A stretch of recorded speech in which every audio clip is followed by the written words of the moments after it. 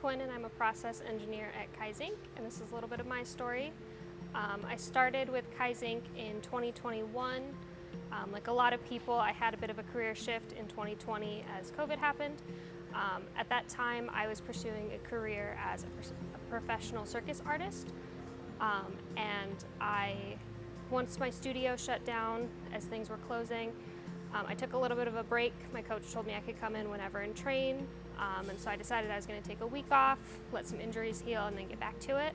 And after that week, I realized that it wasn't really what I wanted to be doing anymore. I realized I felt a lot better, both mentally and physically, kind of taking a step back from that. So after that, I took probably about a year to figure out what I wanted from a career. I had been in athletics since I was a kid, so seeing, what was out there outside of that. So after a year, I decided, the retail job I was working wasn't what I wanted to be doing long term as a career. So I started looking for things that just looked interesting, looked fun.